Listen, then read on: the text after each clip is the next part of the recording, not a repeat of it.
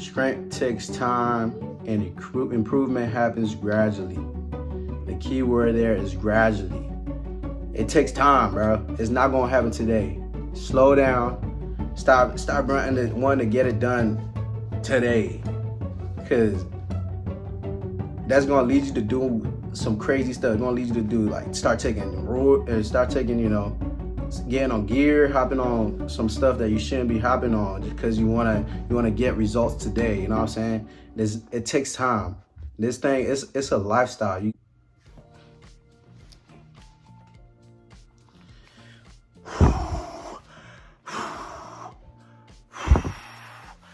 What's going on, guys? So, oh, that's bad. That's bad.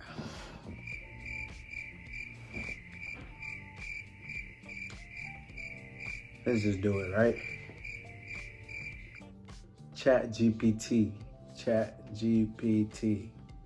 All right, guys. So, I'm not the brightest when it comes to the science of lifting and working out and all the exercises and all that and the ins and out of it. So what I've been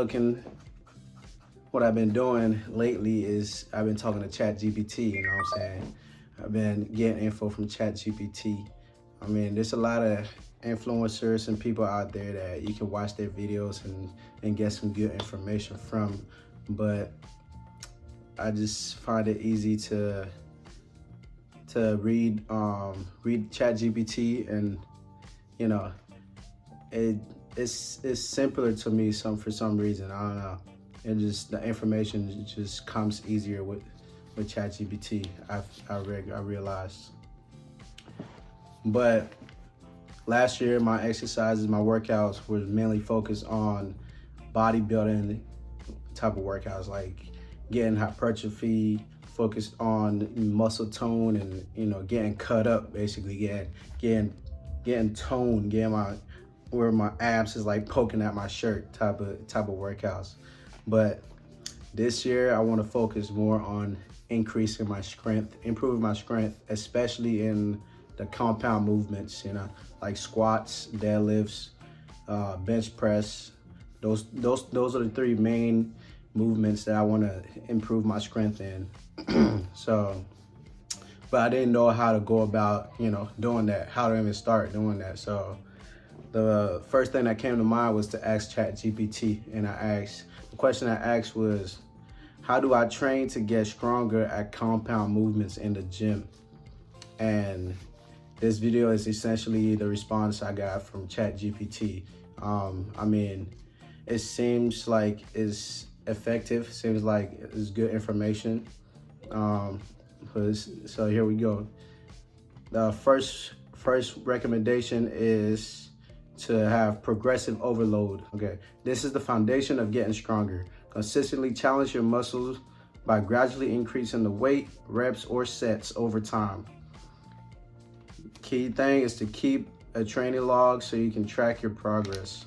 That's one thing I don't really do. I don't really keep a training log.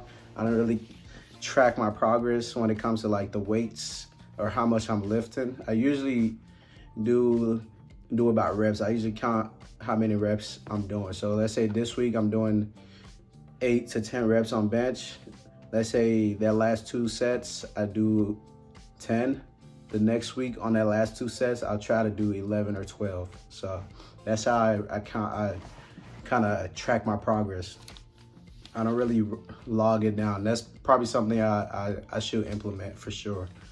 But number 1, progressive overload. Number 2, focus on technique. Yeah, this is a big one for sure.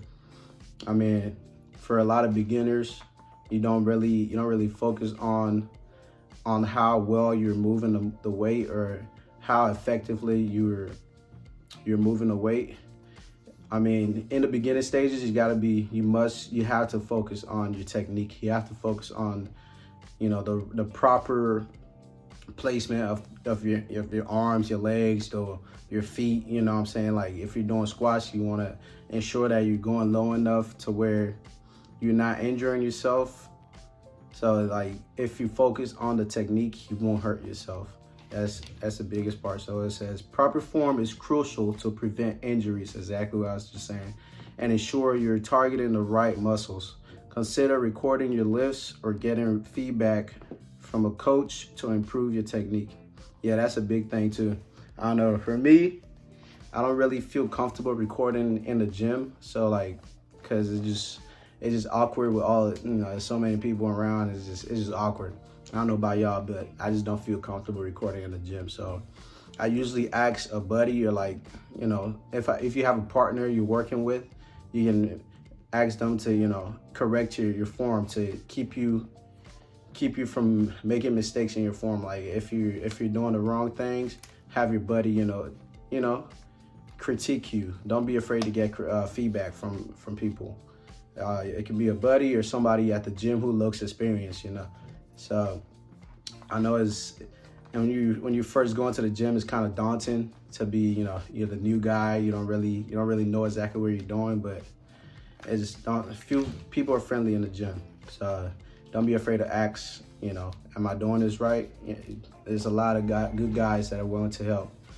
Guys and girls that are willing to help you, improve your form, improve your livelihood, and get better in the gym. Okay, number 3 is prioritize compound movements. For me, especially, because that's what I'm trying to focus on this year, getting stronger at those compound movements.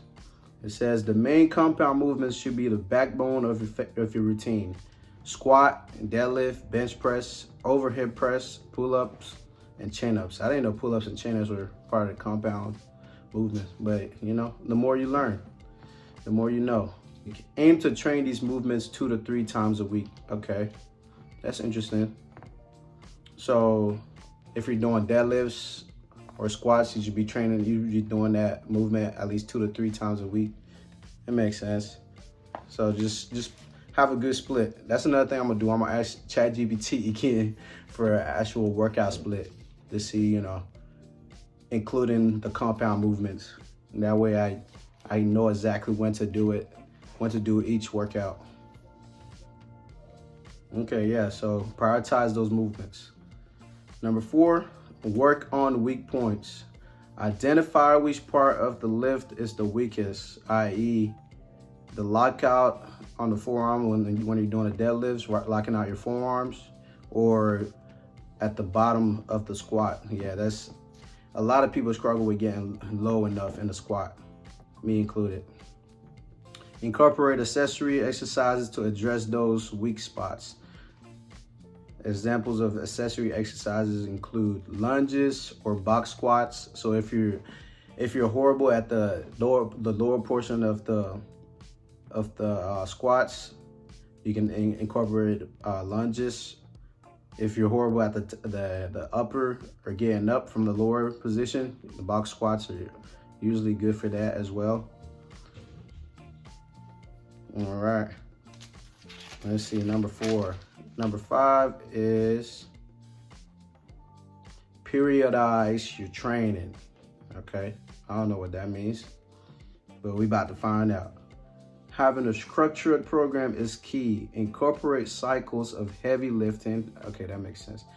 Lighter technique-focused days and recovery phases. Okay, so just basically having a good split in your routine. So you have a couple of weeks where it's heavy, maybe a week or 2 where it's light, and then recovery. Week 1, okay, yeah. Example, week 1 to 3, focus on heavier weights. So 85 to 90% of your 1 rep max. Week 4, deload with lighter weights, 60 to 70% of your 1 rep max. Okay, that makes sense. So during the first 3 weeks, you don't wanna max out every week, but you should be doing at least 80 to 90% of your max. So let's say your 1 rep max on the bench is 100 pounds, right? So during those 3 weeks, you wanna be hitting at least, 80 to 90 pounds. And then you deload on the 4th week. So you drop down to what? 60 to 70%. So if you're hitting 100 for For your 1 rep max, you should be hitting 60 to 70 pounds on that last week for your 1 rep max. Okay, that makes sense. I mean, that makes sense for sure. If you're like brand new to the gym or lifting or exercise or anything, I think this is pretty solid information. I'm not completely brand new, but I'm also not well versed in it. So I think CHAT GPT is helping me as well, but I'm sharing this so whoever is watching this, maybe y'all can learn something too. Number 6, okay, recovery. Strength gains come during recovery, not during the workout itself. That's true. So like when you're working out, people think, I don't know, maybe nobody don't think that, but some people think that during the workout is when you're building that muscle. You get that pump, it looks like you're building that, but no. When you're working out, you're actually breaking down your muscles. You're breaking down the fibers and the tendon, not the tendons, excuse me. You're breaking down the fibers in the muscle. And then during the recovery period, the food you're eating, how you're sleeping, that will determine how much muscle you gain or how much strength you gain. So like, if you're going crazy in the gym, but you're not getting enough sleep, you're not eating enough carbs or enough protein, you're not gonna get the same amount of gains that you would be getting if you're lifting the weights and having a good recovery. So you got to do both. Get enough sleep, 7 to 9 hours. Eat enough calories, and protein to fuel your lifts and muscle recovery. Managing stress levels. That's another big one. Because if you're stressed out all the time, you're not, it's not really good for your testosterone. First of all, it's not good for your heart. It's not good for your health at all. So like, you gotta manage your stress level. You gotta, I know life can be hard sometimes, but you gotta find a way to just have an outlet. If the gym is not your outlet or working out is not your outlet, find something else, music or, something to just cool your mind, relax, lower your blood pressure, because people be too mad nowadays. People be too angry. So if you're stressing too much, you're not gonna get any gains, bruh. Reduce the stress level. Number 7, consistency. Strength takes time and improvement happens gradually. Keyword, gradually. It takes time, bro. It's not gonna happen today. Slow down. Stop wanting to get it done today, because that's gonna lead you to do some crazy stuff. It's gonna lead you to do like start taking,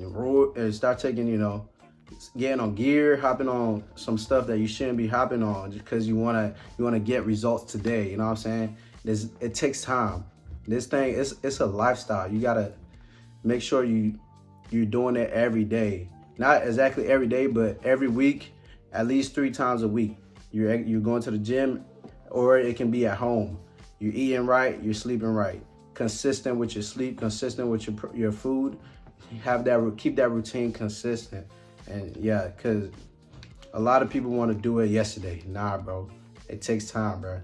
It just takes time. You're not gonna have the physique you want or the strength you want today. It's gonna take time, especially if you're just starting, bro. Like, slow down. Go hard in the gym, but slow down, bro. It's not gonna happen today. I assure you, if you stay consistent, next year or the year after, you're gonna look back and be like, dang, bro, I look good. I feel good. I'm stronger. I'm better. I'm bigger. You know what I'm saying? Like, you just gotta stay consistent. Stay with it. Don't give up, bro. Don't give up. Stay consistent. What he said, follow your program.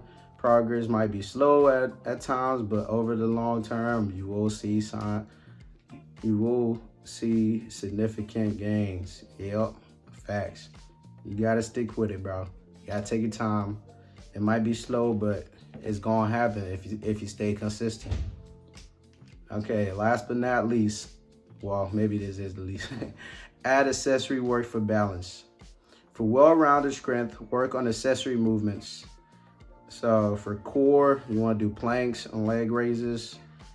You want to do hip thrusts and back extensions for squats, farmer's walk, and grip holds for stronger grip. Yeah, so you obviously can't just do the 3 or 4 compound movements alone every week, you know what I'm saying? You gotta add some other exercises in between, you know, so to get stronger as well. So if you're doing squats, you can add like lunges, or you know what I'm saying, like some other accessory exercises to help elevate the amount of to help elevate what you're gonna get in return from that movement. So if you want to get better at the compound movement, you got to add accessory movements in order to get better at that compound movements, you know what I'm saying? Because you can't, if you keep doing the same movement over and over, it's gonna get redundant and it's gonna be freaking boring, bro. So you gotta add other movements in there, and that's gonna help you out with the compound movements. But yeah, that's it from CHAT GPT 8. That's 8 key points to help me get stronger with my compound movements, and you as well, if that's what you're trying to do. But yeah, bro, CHAT GPT is really great when it comes to when you have any type of questions or about the gym, about life, about anything, bro. CHAT GPT works. I don't know, it seemed like a CHAT GPT commercial or something, but nah, I'm just like the type that I don't really like asking people for stuff like that, for help. So, because it made me feel like I'm stupid, but nah, don't feel like that. If you need to ask somebody for help, ask them. Don't be like me. If you need to go on the internet and search it out, do that. If you need to go watch a video on YouTube or something, do that. However you can get your information, go ahead and do that, bro. As long as you're taking action, taking the step to get up and get active, and you know, get better yourself, better your life, your family's life, bro. Keep staying on it, bro. Do it. Whatever you gotta do, you know what I'm saying? But yeah, I just trying to share that, you know, ChatGPT has been helping me with my workouts and overall understanding of fitness and health, because that's something I really enjoy, and that's something I want to keep doing. So, and you should want to stay healthy as well too, and fit. So, but yeah, we out. Thanks for watching. Like, comment, subscribe. What else the YouTubers be saying? Yeah, bro, do that. Peace.